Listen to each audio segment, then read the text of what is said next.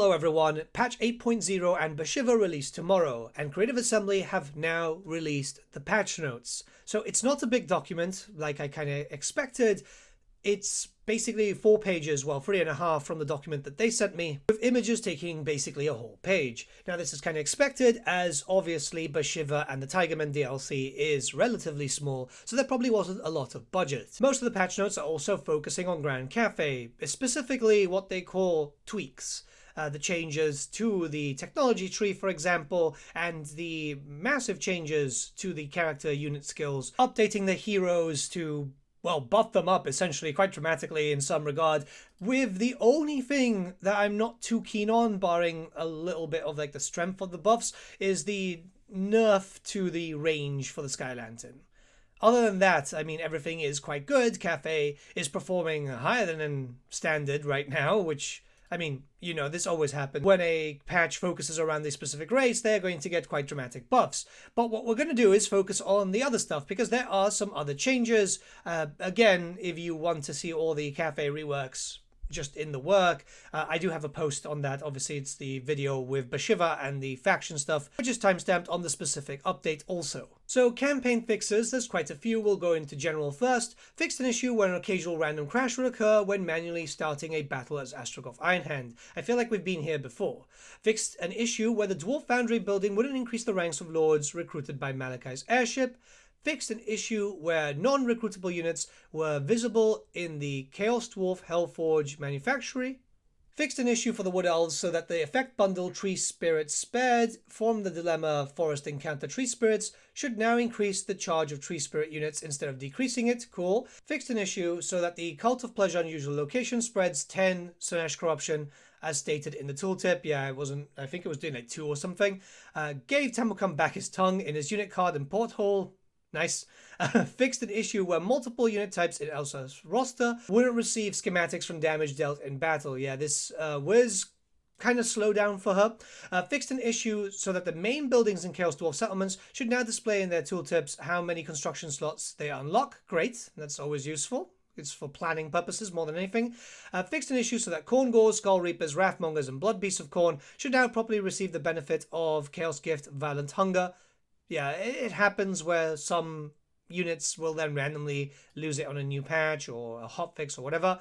Fixed an issue so that the effect bundle used the wisdom of the old ones from the Dilemma Ancient Skills should now decrease the construction cost of Nakai's Horde buildings. Awesome, a little bit of a buff there for him. Fixed an issue where Marcus's Lord's red skill line didn't affect huntsmen recruited from Imperial supplies. Butcher and Firebelly heroes should now receive the big name Magic Feaster when they complete the requirement to win a battle against a spellcaster character. Great. We do have like 2 little fixes here for AI. Fixed an issue where vassals would constantly recruit until they went bankrupt.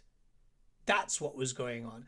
God, I was worried. I was wondering what was going on. I was literally looking at my vassal just recruiting and deleting armies, and I just thought it was just the AI having some sort of a moment.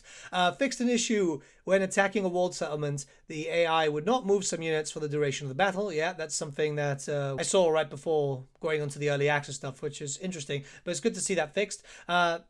So we got some UI fixes here. So fixed unit card, improved the unit card for both versions of Devotees of Slanesh. Fixed a crash that would occur when opening the Lord's side panel when there is a war. Yeah, that's something that was weird.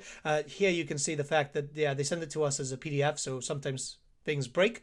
Fixed Lord and Hero recruitment UI showing incorrect upkeep amounts for wounded lords and heroes. Cool. And fixed an issue so that the tooltip explaining that vassals cannot be dominated by Slanesh now appears when hovering over the grayed out button. Audio wise, there's just diplomacy lines for Azag and the Norscan Great Shaman having the correct audio stuff, so that's good. Now we do have to look at some other stuff too. For battle, we do have a bunch of general like animation fixes and just like visual fixes for general, but there is a bunch of AI fixes which I think is quite important. So, fixed an issue so that the AI Changebringers of Tzeentch no longer attack the player units in melee when they still have ammo. This is stuff that's really, really important because AI fixes were desperately needed for battle in general. Fixed an issue where enemy AI armies clumped together in one place at the same order was being given to all units. Yeah, this stops you from being able to cast, a whole Dwellers Below and take out a whole army. But again, it's more realistic. We want the AI to perform better and not do stupid crap like that. Fixed an issue where the AI controlled, you shut the great bows that were refusing to fight in melee when engaged. Yep, they would just like stay still. Resolved the problem where the AI controlled Lord stays idle in front of gates. Perfect. That just, for some reason, it would make them unbreakable sometimes too. Resolved a problem where AI gyro bombers were not using bombs. Good. Resolved a problem where AI changeling were constantly using transformation and detransformation abilities one after another in melee, which was causing just like sometimes a crash, I think. Resolved the problem where the AI wasn't prioritizing using the single target damage spell Spirit Leech upgraded on units with less entities. Okay, cool. That explains why they were doing it on my peasants, actually. Solved the problem where the AI in land battles sometimes stays idle with the whole army waiting for the player to attack while the player is outflanking them. That's something which, has been fixed, and it's odd where the AI just kind of dies like that, doesn't know what to do, and then you just get a wonderful cavalry charge. Resolve a problem where units were forming in narrow columns after destroying a gate and sometimes after receiving an order to attack a gate. Oh, the conga line is gone. Great. Even better. The conga line was just way too easy to kill stuff. It's, again, good to see problems like this being actually resolved. Resolved the problem where ranged units had orders to shoot a target in range, but blocked with fire arc. Then they were moving forward dangerously close to melee. No, I don't think this is like entirely fixed just yet. I have noticed a little bit here during the Bhashiva and 8.0 pre-early access stuff, on the early access stuff, but it said, fixed the problem where infantry were bracing even when cavalry were not moving straight for them, meaning that they stayed in position facing enemy cavalry without moving, allowing them to be skirted and bypassed. All right, yeah, that's good. So, yeah, I mean, that's all really good fixes. We've also got some UI flickering with TAA enabled and the camera moving backwards. It's something that I've noticed a little bit later. And unit-wise, we do have a few fixes here too. So fixed an issue by increasing the mass of Elspeth. So now she's just like the same as an Empire Knight. That would help a lot more from stopping her to get stuck too much. And then the usual stuff is like Jade Jet Lions, unit caps, all the regular stuff. Like it's basically just like, oh yeah, not model variants and the Celestial General detaching, so essentially he was just flying up screen. It's a strange thing. Overall, I mean, it's good fixes. It's a smaller patch. It's not the largest patch that we've had for a DLC launch, but this is a smaller type of patch. I will say, like, yeah, I do wish it was a little bit larger when it came to, well, just like getting something done uniquely for Miao Yin and Zhao Ming, both characters that I very much admire and have been in desperate need of an update for a while.